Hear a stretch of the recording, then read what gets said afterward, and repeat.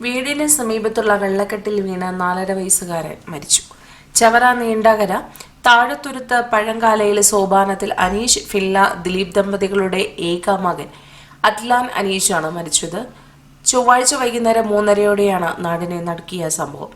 അറ്റ്ലാൻ അമ്മയുടെ കുടുംബവീട്ടിലായിരുന്നു താമസം. കുട്ടിയുടെ മാതാപിതാക്കൾ UK-യിലാണ്.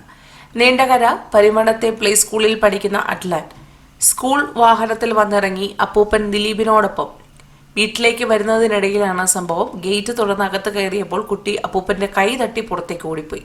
കുട്ടിയുടെ ബാഗ് വീട്ടിൽ വെച്ച ശേഷം ദിലീപ് കുട്ടിയെ അന്വേഷിച്ചപ്പോൾ കണ്ടെത്താനായില്ല. തുടർന്ന് വീട്ടുകാരും നാട്ടുകാരും ചേർന്ന് നടത്തിയ അന്വേഷണത്തിലാണ് സമീപത്തെ കൈത്തോട്ടിലെ വെള്ളക്കെട്ടിൽ വീണ നിലയിൽ കണ്ടെത്തിയത്. കുട്ടിയെ ജില്ലാ ആശുപത്രിയിൽ എത്തിച്ചപ്പോഴേക്കും മരണം സംഭവിച്ചിരുന്നു. മൃതദേഹം ജില്ലാ ആശുപത്രി മോർച്ചറിയിൽ സൂക്ഷിച്ചിരിക്കുകയാണ്. മാതാപിതാക്കൾ എത്തിയതിനു ശേഷമായിരിക്കും സംസ്കാര ചടങ്ങുകൾ നടക്കുക എന്ന് കുടുംബാംഗങ്ങൾ അറിയിച്ചു. കൂടുതൽ വാർത്തകൾക്കായി ഈ ചാനൽ സബ്സ്ക്രൈബ് ചെയ്യുക.